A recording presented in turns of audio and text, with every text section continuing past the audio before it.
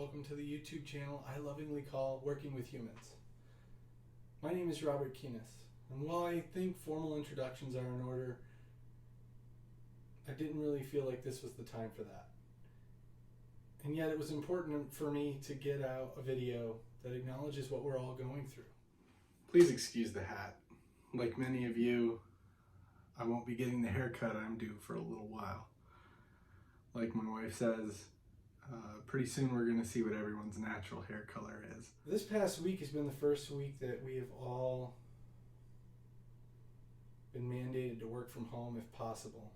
And I am far and away not the only one going through this. But I wanted to share some of the things that I learned along the way over the last week. First is that there really is a deep need for human interaction. I think we have all this great technology that keeps us connected virtually, but it's not the same as walking over to somebody's desk. And to ignore the human element, the emotional element of what that does to us is just foolish and tone deaf.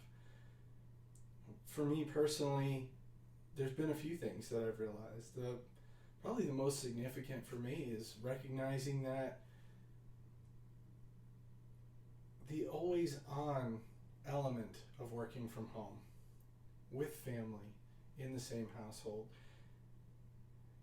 it's taxing in a way I didn't expect. The idea of ending one meeting and walking to another, for example, whereas now the next meeting starts with a button click. When I would commute from home to work, I'd have that natural separation in my day. For me, it's about a 40-minute drive. But it was this separation, this place to be alone with my thoughts and my feelings, and to switch over gradually from home to work and back again. Now, my last meeting ends for the day, I sign off and my family's right there. And it's kind of awesome. But at the same time, it can be draining to not have that time for myself. And so I'm learning to take the time to schedule that for myself in the week upcoming. I would love to hear what you're doing to cope with that. I think the other thing that's really important is that none of us are coping the same way. And we have to give each other some space and some slack to do that. For example, in my fast-paced projects that I'm on, it's been more beneficial for me to work directly with Teams or Zoom in some cases, and just connect with people instantly. In thinking about how I might walk up to somebody's desk, I just, join a Skype call or Teams call. Still getting used to that change. But so now I'll be in a meeting with somebody and I'll just pull in somebody else. And while that's becoming more natural for me, it's very unnatural for others. So I've definitely given some folks whiplash and just pulling in other people at random. But the other thing is that while that instant communication is more comforting for me, I've noticed that others have fallen into the camp of using email to communicate more regularly. And I get that because that's what they're used to. That's what's familiar for them. They typically are in meetings all day and they maybe don't always use instant communication. So taking the time to ask for and acknowledge what each other needs in terms of communication has been a learning for me this week. It's something that came about entirely on accident. We had a scheduled coffee session at the beginning of the day, and we all made our coffee and sat on Teams and talked about it. And it just kind of bubbled to the surface. So I'm wondering how that's showing up for you. How are you communicating with your team? How are you communicating with loved ones and staying connected in a way that's meaningful for you?